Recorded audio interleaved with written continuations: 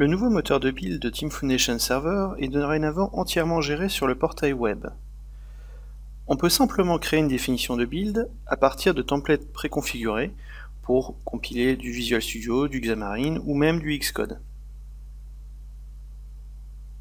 Comme on peut le voir, une définition de build est composée de tâches qui s'enchaînent les unes à la suite des autres. Chaque tâche peut être configurée en fonction des besoins. Par exemple, ici, nous commençons par compiler le projet SLN, nous exécutons les tests unitaires, nous publions les symboles, puis nous publions les artefacts qui dans notre cas contiennent l'output du build avec en particulier le package de notre site web. On peut également rajouter des tâches supplémentaires en fonction des besoins. Comme vous pouvez le voir, il existe de nombreuses tâches pour effectuer différentes actions pendant les builds. Un point important à remarquer est que ces tâches ne se limitent pas à des actions Microsoft. Il est possible d'utiliser d'autres moteurs de build comme Maven, Ant, Gulp, et de faire des actions sur tout type de système.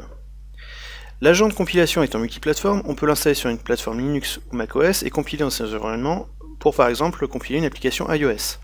Dans notre cas, nous allons ajouter des actions SonarCube.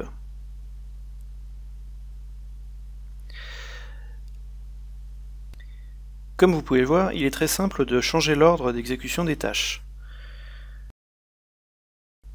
La tâche est maintenant configurée. Nous utilisons des variables de compilation pour indiquer les informations de connexion à la base de données. Ces variables peuvent être mises à jour en allant sur l'onglet Variables. Sur cet écran, nous pouvons voir les variables système, les variables créées par des tâches de compilation et les variables que nous avons nous-mêmes créées. Nous pouvons définir des variables comme secrètes, comme pour les mots de passe, et nous pouvons également définir des variables qui seront affichées lors du lancement d'un build. Le build peut être déclenché automatiquement à chaque fois changement du code, ou être déclenché sur une planification, comme pour un nightly build.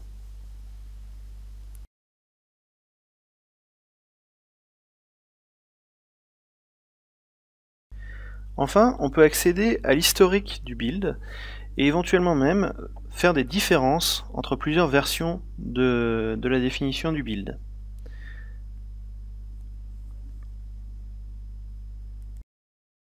Nous allons maintenant lancer un build. Nous retrouvons ici les variables qui ont été définies comme étant modifiables au lancement d'un build.